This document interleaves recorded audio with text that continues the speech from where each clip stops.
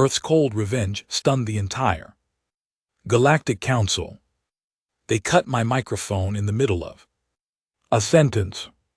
Not because I was shouting, not because I was saying anything improper. I was reading in a calm and steady voice from a verified incident report that described how Vorkai raiders had opened fire on a school transport above the colony world of Arden. 41 children, 12 crew members all gone. And the moment I reached the part, the names of the children were listed. The council's senior moderator, a tall, blue-scaled Drethari named Counselor Voth, raised one long finger and the feed went dead. The silence that followed was the loudest thing I had ever heard. My name is Kale Marrow. I am 43 years old.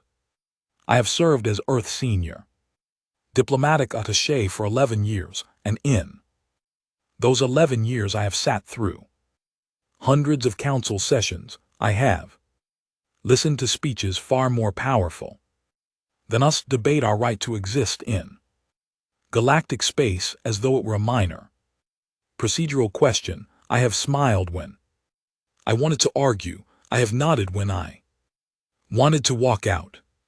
I have swallowed every sharp word that rose in my throat because that is the job and I understood the job. But that day, watching Counselor Voth lower his finger and straighten his robe, as if nothing had happened, something in me went very still, not angry, not shaken, still, the way a river goes, still just before it drops off a cliff. The chamber of the Galactic Council was built on Veth Prime, a planet with 3 pale moons and air that always smelled faintly of copper. The chamber itself was a massive crystalline dome, and from the inside you could see those 3 moons through the curved ceiling even during the day. There were 47 species represented, 47 flags, 47 delegations, 47 sets of faces watching us that morning. Some of them were allies or close to it, most of them were neutral. A handful of them were the reason we were there. Earth had defended the Arden colony. When the Vork fleet moved in without warning, our ships responded. We pushed them back. We protected the people there. Or most of them. The Vorkai lost 2 destroyers in the engagement.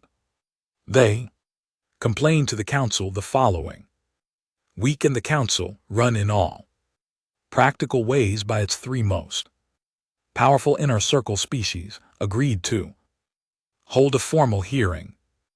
A hearing as if we were the ones who had done something wrong.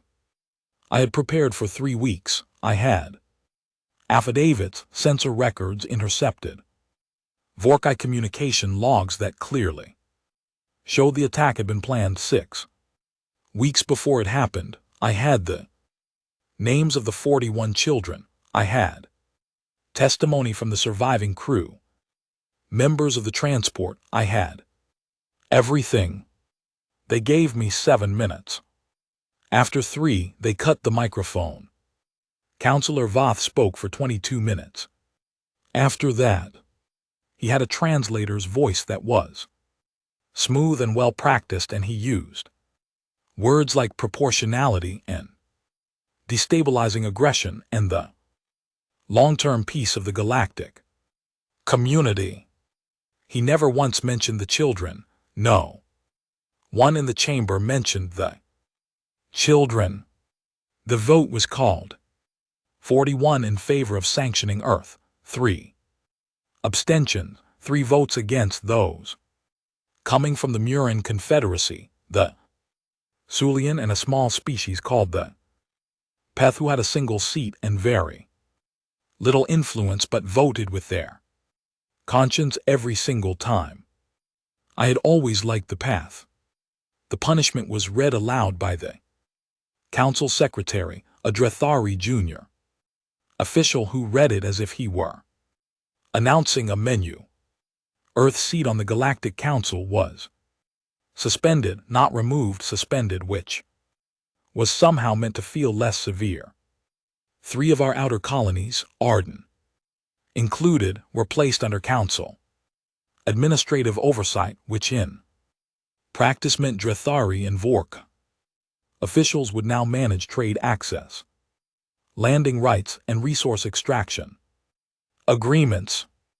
All human military vessels were to be withdrawn from those systems within 60 days, and Earth was placed under a 50-year probationary mandate during which we could not engage in military action of any kind without prior council approval, could not expand our territorial presence, and could not vote on any resolution affecting our own status. 50 years. I was 43. The mandate would not expire until I was 93 if I lived that long. The Vorkai ambassador, a creature with pale skin and flat dark eyes named Velcora, turned to look at me from across the chamber after the vote was read. He did not smile, he did something worse. He looked at me the way you look at a problem that has been resolved. I looked back at him for a long moment. Then I opened my data pad. I am not a man who makes speeches in his head. I am not the type to compose grand declarations while the world falls apart around him. But as I sat there in the delegation box, with the microphone dead and the vote already done and Councillor Voth already moving on to the next agenda item, one thought settled into my mind with perfect clarity, the way a stone settles to the bottom of still water. They had made a very serious mistake. Not because we would fight back. Immediately we could not. The mandate was real. The consequences of breaking it were severe, and Earth's government had no interest in making things worse in the short term, not because we had some secret weapon or hidden fleet waiting somewhere. We did not. The mistake they made was simpler and more fundamental than any of that. They thought we were finished. They thought that taking our seat and our colonies and our voice in that chamber meant they had defined the ceiling of what we could ever become.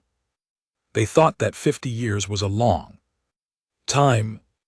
They thought that when the mandate expired we would come back smaller, quieter, grateful for whatever scraps of standing they chose to return to us.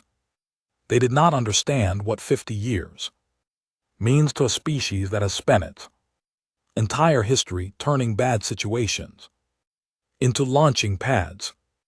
I wrote 3 lines in my data pad that afternoon. I did not write a plan, not yet. I did not write a threat or a declaration. I wrote 3 lines that were really just a reminder to myself for the years ahead.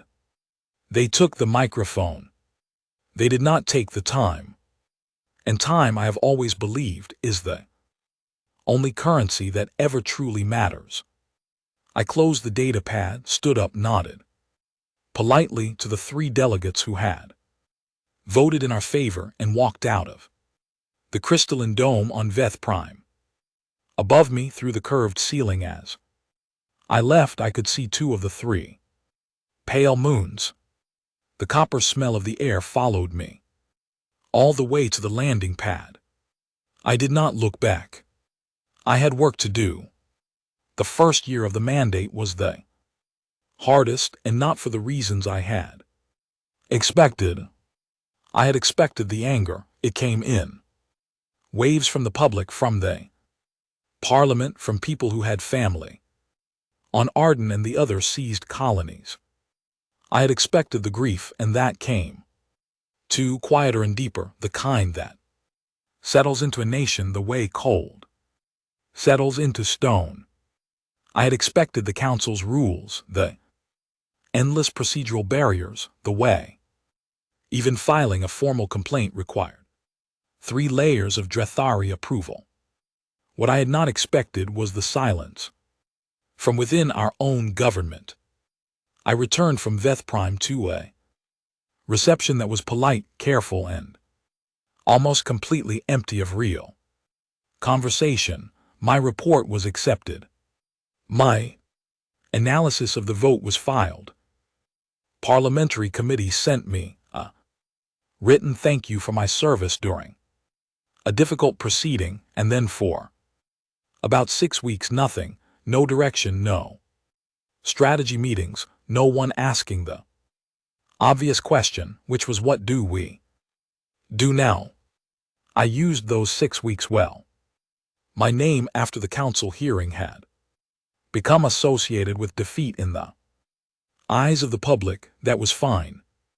Useful even when you are seen as a man who lost. People stop watching you carefully. They have already written you into the part of history they do not need to think about anymore. I became very comfortable with being overlooked. I submitted a request for reassignment. I asked to be moved away from active diplomacy, citing what I called personal fatigue from the Veth Prime proceedings. The request was granted within 3 days. I was reassigned to the Bureau of Continuity Planning, a department so obscure that most people in the government could not have told you what floor it was on.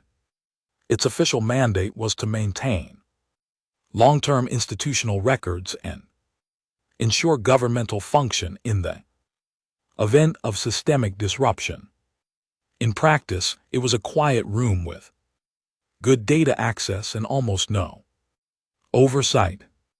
My new supervisor was a woman named Carol Ainsley, who had worked in bureaucratic administration for 30 years and was the most organized person I had ever met.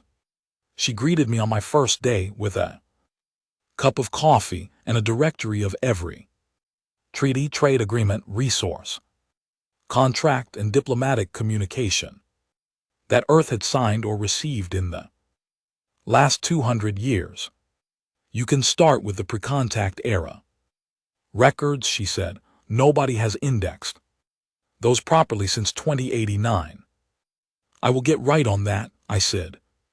I spent the next 4 months reading everything that had ever passed between Earth and every other species in known galactic space, not just our files. I had authorization through the Bureau to access the Council's own public legal archive, which was vast and almost entirely unread by anyone except academic researchers. I read it, all of it, every charter, every precedent, every procedural rule, every definition of terms. What I found was both discouraging and enormously useful. The Galactic Council's legal framework was at its core extraordinarily fair. The founding documents, written over 800 years ago, were genuinely thoughtful.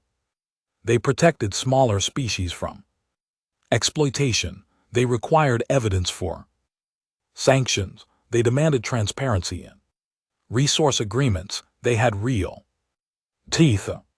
The problem was that over 800 years, the inner circle species had built a layer of procedural amendments, subclauses, and administrative conventions on top of those founding documents that effectively made the teeth optional for anyone powerful enough to ignore them. It was not that the law was wrong. It was that the law had been covered over, buried under centuries of self-serving paperwork until it was effectively invisible. But it was still there. That was the thought that kept me at my desk until 2:00 and 3:00 in the morning. Night after night, with Carol Ainsley's excellent filing system spread across 4 screens. The foundation was still there, and foundations, unlike the structures built on top of them, are very difficult to destroy.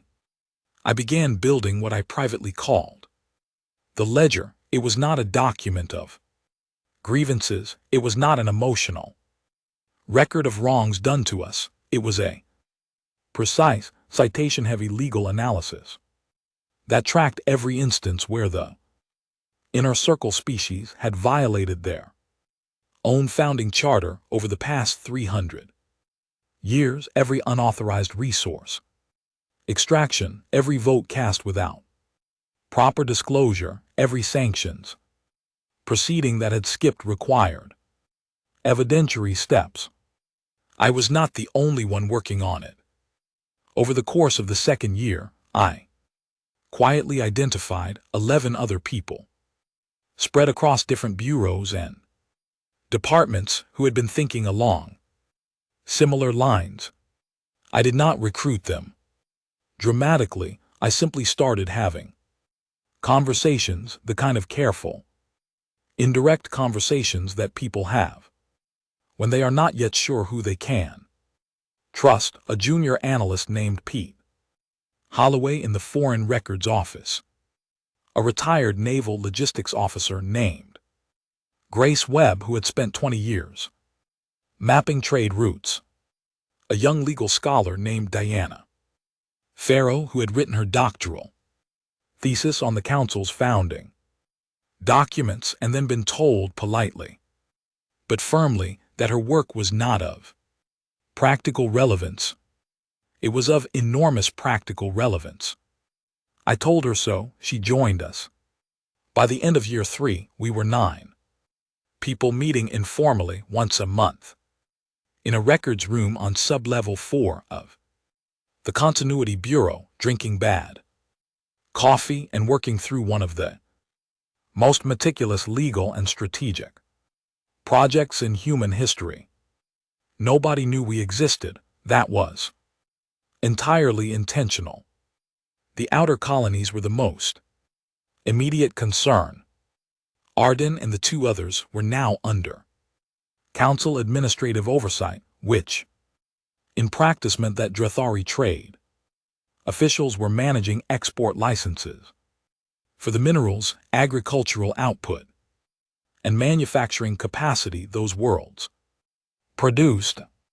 They were not stealing from the colonists in any crude sense. They were doing something more sophisticated, setting prices, controlling which buyers could access which markets, taking a modest administrative fee on every contract. Over time, the effect was the same as theft, just dressed in paperwork.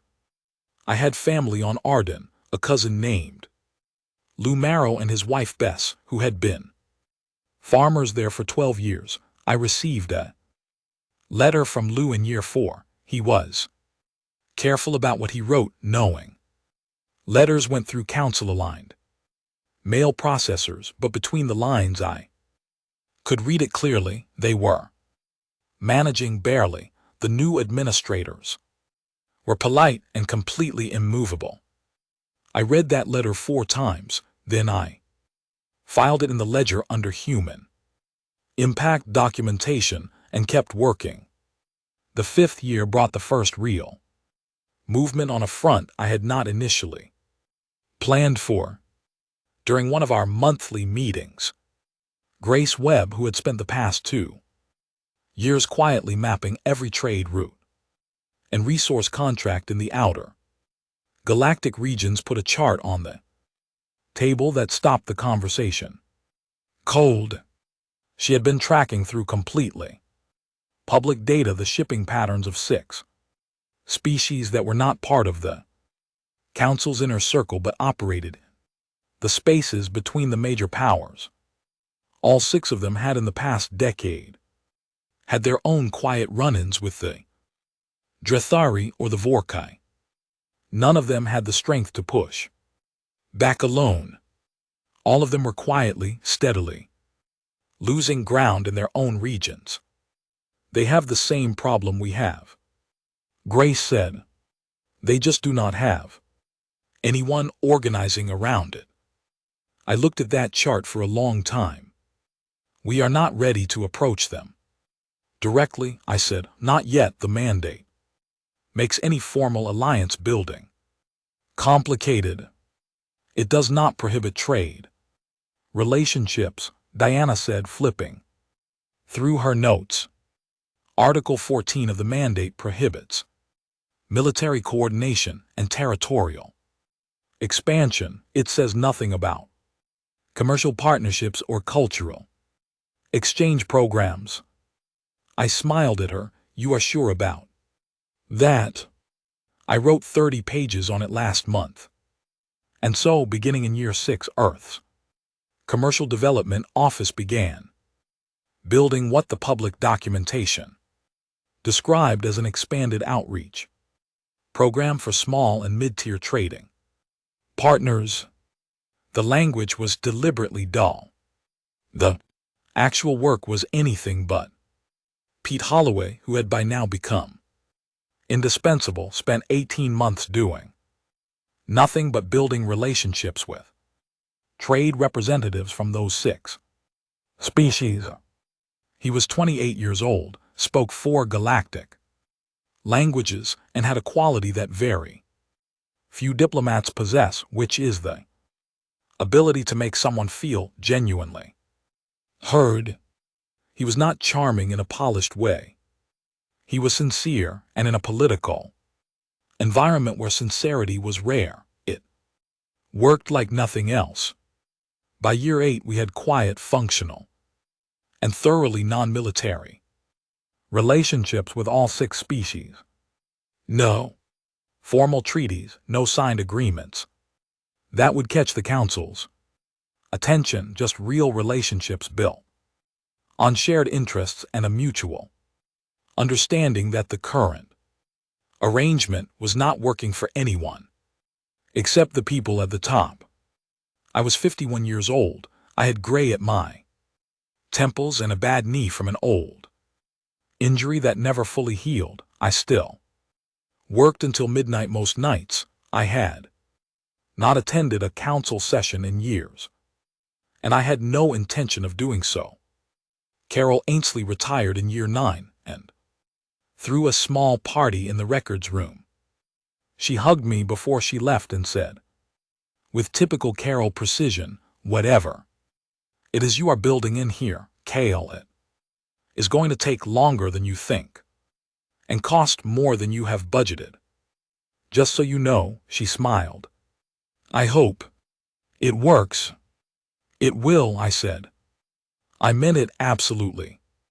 By year 31, the Vorkai had expanded into 4 more contested systems. The Council did nothing. That was not surprising. What was surprising, or would have been to anyone watching from the outside, was how little noise the affected species made about it.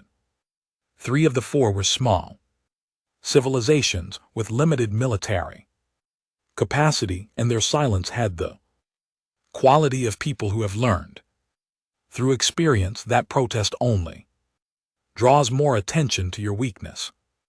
I was 74 years old. My knee had stopped bothering me sometime around year 20 because I had finally agreed to proper medical treatment, and now I moved through the corridors of the continuity bureau with the same steady pace I had always kept. My hair was fully white. I had been offered a formal retirement package 4 separate times and had declined each one. The team had grown, not dramatically, not in ways that would attract notice, but over 3 decades, the original 9 had become a working network of 41 people scattered across government bureaus, commercial offices, trade desks, and academic institutions. We did not meet in person anymore. Too many of us too spread out. We communicated through a document sharing protocol that Pete Holloway had designed in year 12, buried inside the Bureau's routine records transfer system. It was technically invisible. It was also, I was told by people who understood these things better than I did, essentially unbreakable. Pete was now 49 and had quietly become the most connected human in the outer regions without anyone outside our group knowing his name. He had spent the better part of 2 decades building what he called his network of friends, a carefully maintained web of relationships with trade officials, logistics coordinators, communications technicians, and legal advisors across 14 species. He did not call in favors often. When he did, things moved. Diana Farrow had become a professor of galactic constitutional law and was considered in academic circles one of the leading experts on council precedent. Her published work was cited frequently by council researchers and legal teams, which meant that her precise and carefully argued interpretations of the founding charter had become quietly embedded in official galactic legal discourse. She had over 30 years essentially preloaded the arguments we would eventually need directly into the system's own reference framework. I still kept the ledger. It was not a single document anymore. It had grown into an indexed archive that now ran to several 100,000 pages of documented evidence, all of it sourced from public records, all of it verified to a legal standard that Diana had set and that we had maintained rigorously across decades. Every violation, every unauthorized extraction, every procedural manipulation, all of it documented with the kind of precision that makes arguments in a courtroom completely unanswerable. In year 31, the thing that changed was not any action we took, it was something the Vorkai did on their own. Their expansion into the Telin corridor, one of the 4 new systems they had moved into, was their most visible overreach yet. The Telin were not a small or passive species. They were mid-tier, well-organized, and they had been council members in good standing for 200 years when the Vorkai moved into their outer system and began treating it as a resource zone without any negotiation or formal agreement. The Telin immediately filed a formal complaint with the council. The council, after a 3-month deliberation, issued a statement expressing concern and recommending that all parties engage in dialogue. The Telin were furious. Their head delegate stood in the council chamber and gave a speech that lasted 40 minutes and was, from everything I read of it, quite brilliant. It moved no votes at all. I watched the recording of that speech alone in my office at 2:00 in the morning. When it was over, I sat for a while in the quiet. Then I sent a single message through Pete's network to the Telin trade liaison we had been working with for 6 years. The message was short. It said, "We saw the speech. We are sorry." The council responded as it did. "If you are interested in speaking further, we remain available." The reply came back in 4 hours. It said, "We are very interested in speaking further." That was how the Talon became the 7th member of what Grace Webb, who had by now officially retired but remained deeply involved, had taken to calling the Quiet Coalition. Over the following 3 years, the coalition expanded to 9. Each edition followed a similar pattern, a species that had been failed by the council's inner circle, a period of careful relationship building by Pete and his network, a moment of trust established through some act of genuine support, sharing information, a trade connection that came through when it was needed most, a legal reference that turned out to be exactly right. And then quietly, another set of voices added to a conversation that the council did not know was happening. In year 34, something else changed. Vorkai began losing money. Not dramatically, not in a way that made news, but their primary fuel contract. Network in the outer regions, which they had built over decades through combination of pressure and favorable council rulings, began experiencing consistent disruptions, suppliers renegotiated terms, shipping windows shifted. 3 key relay stations that the Vorkai had been using for years under informal arrangements suddenly started requiring formal licensing agreements with fees attached. Each of these disruptions was entirely legal. Each of them had been arranged through the quiet application of pre-existing regulations that had simply never been enforced. The people doing the enforcing were low-level trade officials in 3 different species administrations. None of them knew they were coordinating with each other. They were each simply doing their jobs, prompted by information that had arrived through channels that looked to any observer completely routine. The Vorkai complained. They filed inquiries. They could not find anything to challenge because there was nothing improper to find. The regulations were real. The licensing requirements were legitimate. The fees were standard. Everything was in order. I received a briefing note from Pete in year 34 that I have kept and which I reread occasionally even now. It said, the Vorkai spent 6 weeks trying to trace the source of the disruptions and concluded they were unrelated market adjustments. They have no idea. KLI think we are actually doing this. I wrote back, we have 16 more years. Stay patient. He wrote back, I was born patient. That was not even slightly true.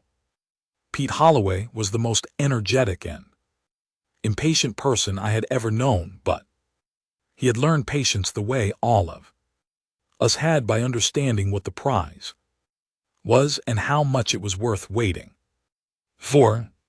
In year 38, the Drathari hegemony discovered that a significant portion of their classified diplomatic correspondence over the past 12 years had been accessible to an outside party. They did not discover this through any failure on our part.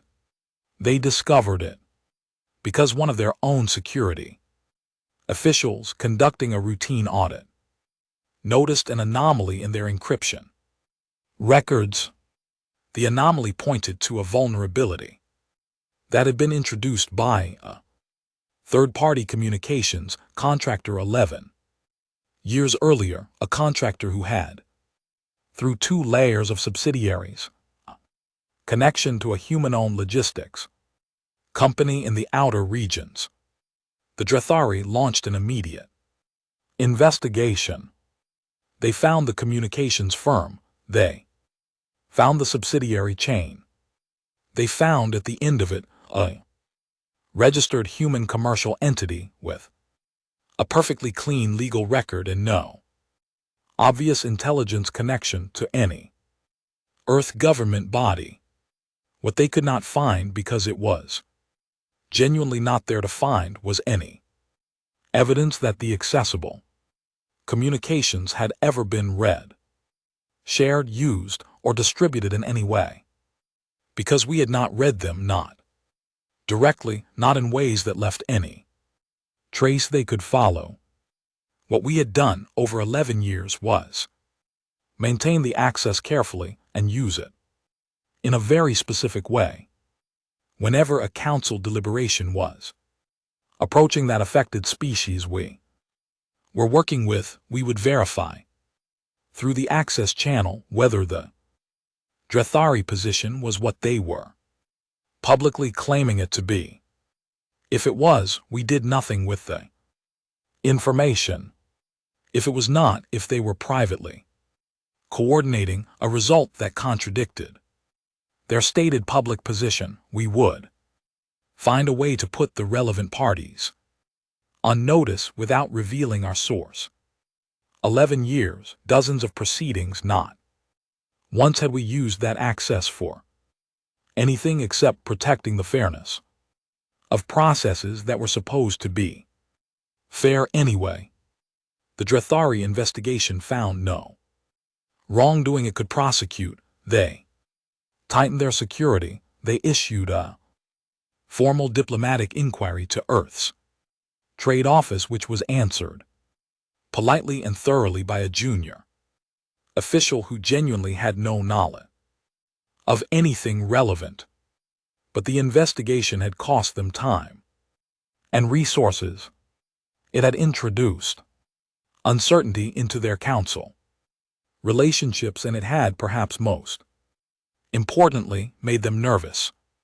Nervous powers make mistakes. I had observed this consistently across 4 decades of watching how galactic politics worked. When powerful entities become uncertain about what they know and do not know, they become reactive. They push harder in some places and pull back without warning in others. They stop being predictable. The Drethari became somewhat less predictable in year 39. And that uncertainty, that small but real crack in their confidence, was worth more than almost anything else that had happened in the preceding decade.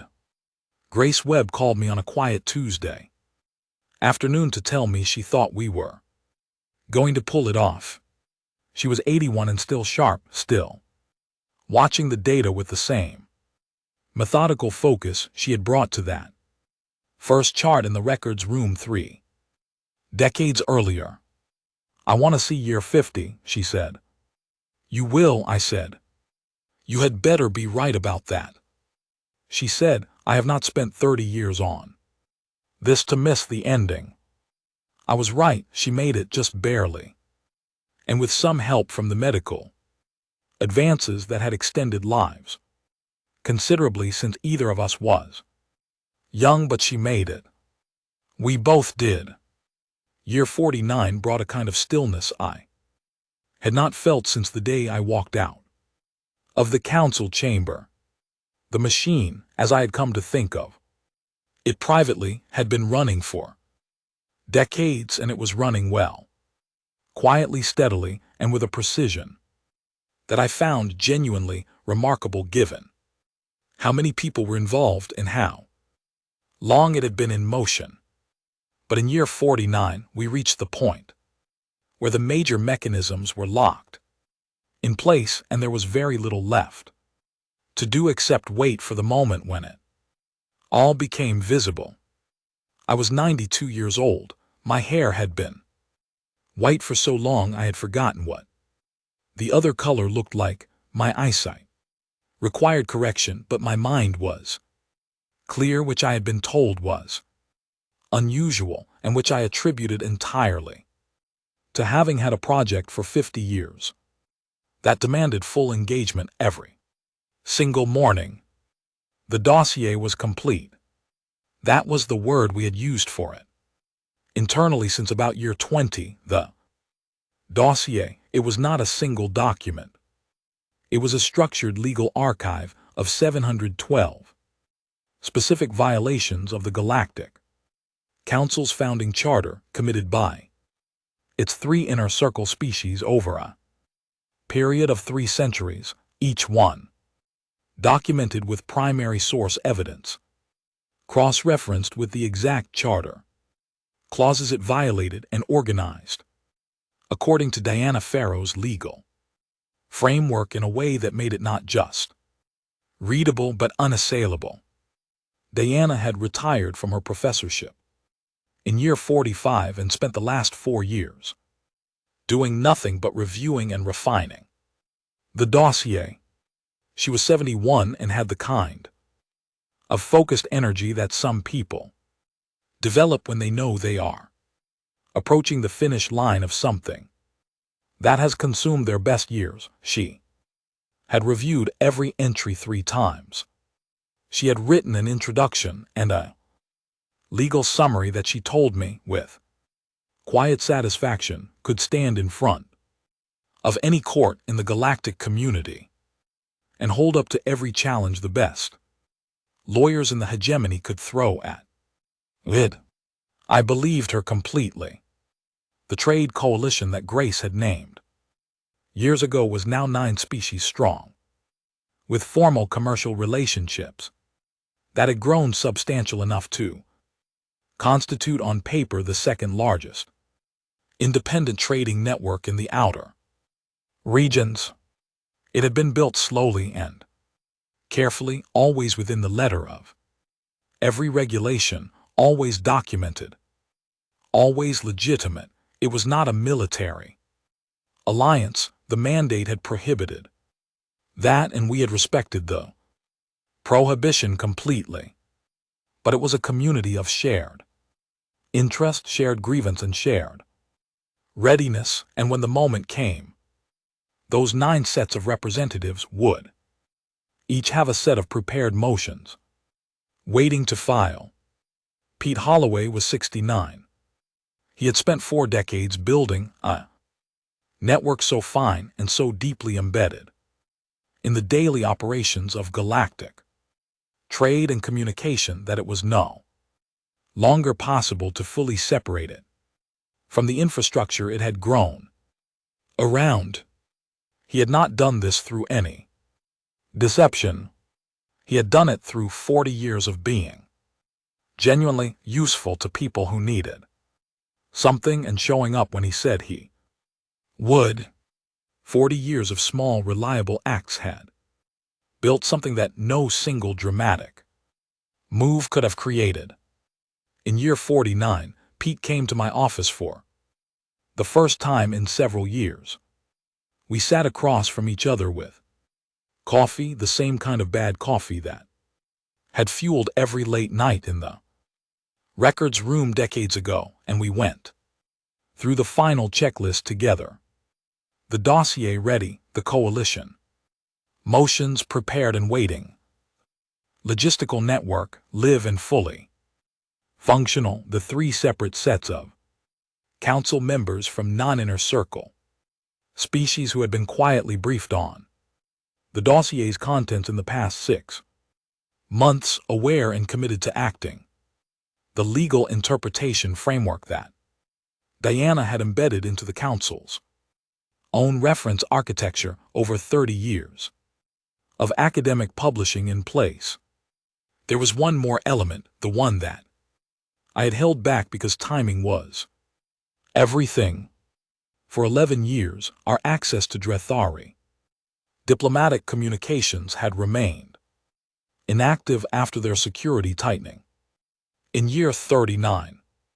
But before it went dark, we had one set of documents that we had archived and never used.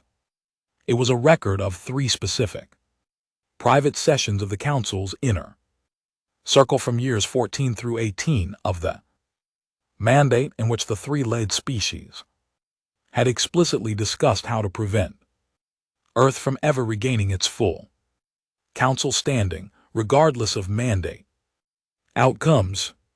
In their own words, in their own private communications, they had agreed to a long-term strategy of procedural obstruction. This was not just a violation of the Charter's non-discrimination clause, it was a violation of the specific terms of the mandate itself, which guaranteed Earth's reinstatement upon the 50-year completion, subject only to verified compliance. We had complied. They had already agreed privately to obstruct us anyway. Diana had spent 1 entire year writing nothing but the legal analysis of those 3 documents. Her conclusion was 28 pages and cited 46 separate charter precedents. The conclusion itself was 1 sentence long. The mandate's controlling authority is thereby void, and Earth's full reinstatement is immediately mandatory under the Council's own founding law. I had read that sentence perhaps 200 Times over the years, it never got old. The day before year 50 began, I sent one message through Pete's network to every member of the coalition, to Diana, to Grace, who was reading everything from home but fully engaged, and to the 11 people who were left from the original working group. The message said, "Tomorrow we present, be ready." Every single reply came back within the hour. They said, "We are ready." I sat alone in my office that night for a long time. Outside the window of the Bureau building, the city was quiet and ordinary. People were going about their evenings. Most of them had no idea what was about to happen. A few did, but they did not know the full shape of it. I thought about the crystalline dome on Veth Prime and the 3 pale moons. I thought about Lou and Bess on Arden, who had both passed years ago but whose grandchildren were farming the same land, under the same administrative restrictions. I thought about the 41 children whose names I had been reading when the microphone went dead. I had not forgot a single name, not one. I closed my office light and went home to sleep. Tomorrow was a long day. The council chamber on Veth Prime smelled of copper, exactly as it always had. I walked through the main entrance at 8:00 in the morning on the first day of year 50, and I walked in the way I had always walked, steadily and without hurry, with no particular expression on my face. I was wearing a dark suit. I had my data pad under my arm. My hair was white, my knee was fine. Behind me walked a delegation of 4. Pete Holloway, Diana Farrow, and 2 younger members of our network named Owen Clark and Laura Beckett, who had joined us in year 32 and year 35, respectively, and had spent 2 decades becoming exactly the kind of precise, capable, and unflappable people that this moment required. We took our seats in the human delegation box for the first time in many years. I had requested the seats formally through proper channels 3 months earlier. The council had granted them as a routine procedural matter since the mandate's 50-year term was ending that day, and reinstatement was, according to the mandate's own text, a formality. They did not yet know how thoroughly they had misunderstood the word formality.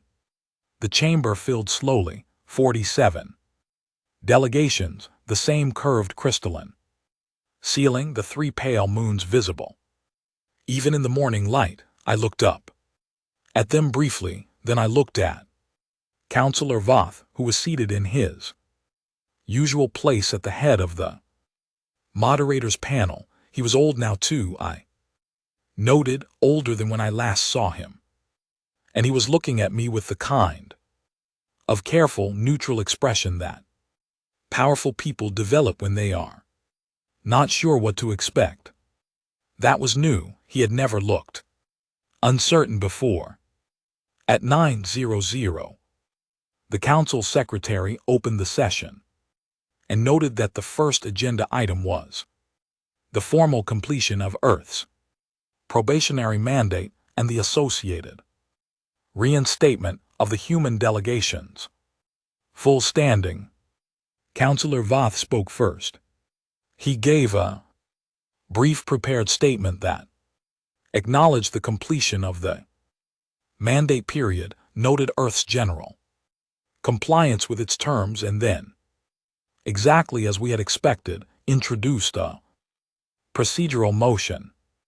The motion called for a review period of 18 months before formal reinstatement could be confirmed, citing a clause about ongoing assessment of compliance culture that had been added to the Council's procedural rules in year 12 of the mandate.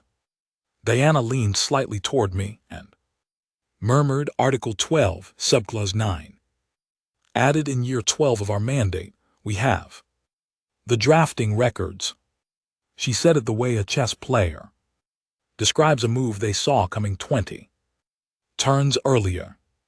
I waited for the motion to be formally seconded, which it was by the Vorkai delegate, a younger official named Dara Koreth, the daughter of Vel Koreth, who had looked at me like a resolved problem 50 years ago. Then I raised my hand. Counselor Voth, after a brief pause that I found quite satisfying, recognized me. I stood up. "Thank you," I said. My voice was steady and clear. "Before the council proceeds to a vote on that motion, I would like to submit several items for the record, as is my right under Article 7 of the Founding Charter, which guarantees any member delegation in good standing the right to present evidence relevant to proceedings affecting their status." Voth began to say something about good standing being the subject of the motion, but Diana was already on her feet, and she had a citation ready for exactly that objection, a precedent from 240 years ago that established the right of submission as prior to and independent of standing determinations. Voth looked at the citation she projected. He looked at it for a long moment, then he nodded. "The delegation may proceed." I picked up my data pad. "At 09:14 this morning," I said, "Earth's commercial communication network transmitted a data package to the private secure terminals of every council member currently seated in this chamber, all 47 delegations. The package contains a legal archive that we are formally submitting as evidence in these proceedings. I will summarize its contents, but I want every member of this council to understand that the full documentation is now in your possession and has been prepared to a standard that satisfies every evidentiary requirement in the Founding Charter." The chamber had gone very quiet. I looked at my data pad. The archive contains documentation of 712 specific violations of this Council's Founding Charter committed by its 3 Inner Circle member species over a period of 300 years.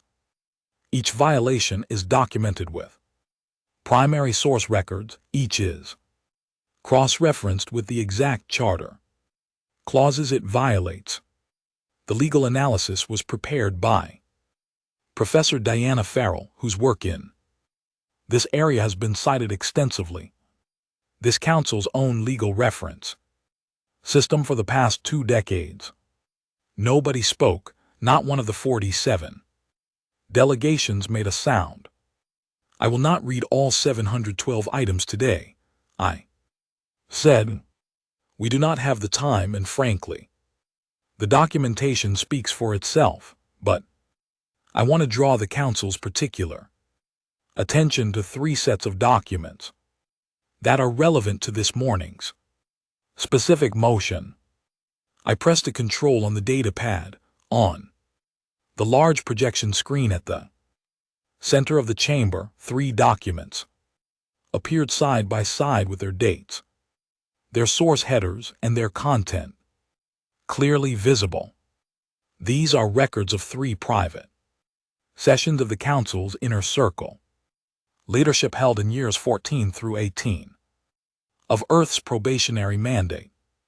In these sessions, the representatives of the Drethari hegemony, the Vorka collective, and the Cauldron Authority explicitly discussed and agreed upon a strategy to prevent Earth's reinstatement at the end of the mandate period, regardless of our compliance with its terms. The silence in the chamber shifted. It became a different kind of silence, heavier. "This is a direct violation of Article 22 of the founding charter, which prohibits member species from coordinating against the explicitly stated rights of other member species. It is also a direct violation of the mandate's own controlling terms, which guaranteed reinstatement upon verified compliance. Earth has complied fully with every term of the mandate for 50 years. These documents prove that the body which imposed that mandate had already privately agreed to deny us its stated conclusion before the ink was dry. I paused for a moment. Our legal analysis of these three documents is included in the archive. Professor Farrow's conclusion is that the controlling authority of the mandate is thereby void and Earth's full reinstatement is immediately mandatory under the Council's own founding law. I am asking this Council to recognize that conclusion and act accordingly. Councillor Voth had not moved. His expression was no longer neutral. I could not name exactly what it was. Something between disbelief and a very deep reckoning. Dara Korth, the Vorkai delegate, spoke sharply. These documents cannot be verified. Their provenance is questionable. The Council cannot simply accept their provenance is documented in the archive, Diana said from her seat in a perfectly even voice. Pages 41 through 63, source chain, acquisition method, chain of custody, independent verification by 3 external legal bodies under confidentiality agreements over for past 2 years, all documented. I'm happy to walk through any section in detail if the delegate has specific questions. Derek Horath said nothing else. The Tellon delegate rose and requested the floor. Councillor Voth somewhat mechanically recognized them. The Tellon delegate submitted a formal motion joined by the 8 other coalition species calling for an immediate vote on Earth's unconditional reinstatement and for the establishment of a charter review committee to address the documented violations. 7 more delegations seconded the motion within 2 minutes. 2 of them were species that had never been part of our coalition at all. They had simply read the dossier as it arrived on their terminals that morning and made their own decision. The motion was called to a vote. 42 in favor, 2 abstentions, 3 against. Drathari, Vorkai, and Cauldron. Earth's full reinstatement was confirmed by the Galactic Council at 10:17 in the morning of year 50. I sat down. Pete beside me exhaled slowly and said nothing for a long moment. Owen Clark was looking at the ceiling. Laura Beckett was very carefully looking at the table. Diana leaned over to me and said quietly, 712 counts, not one challenged successfully. No, I said, not one.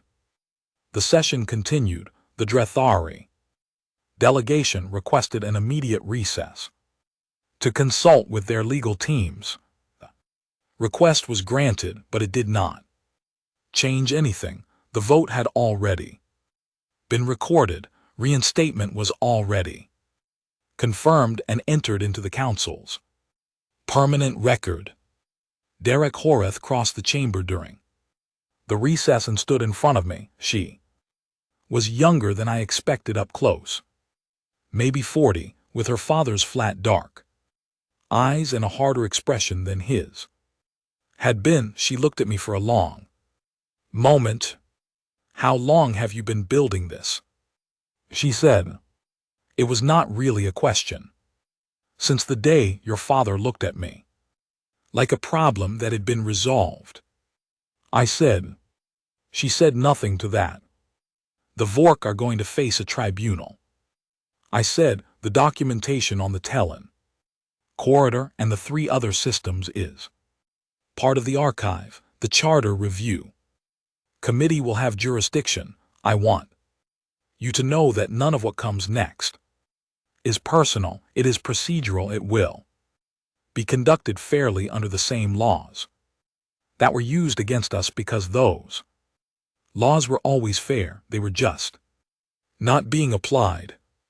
She looked at me for one more moment. Then she walked back to the Vorkai box. Without a word, I watched her go. Then I opened my data pad, which I had been carrying for 50 years, and I deleted the 3 lines I had written in this same chamber half a century ago. They had served their purpose. The session resumed, the charter review.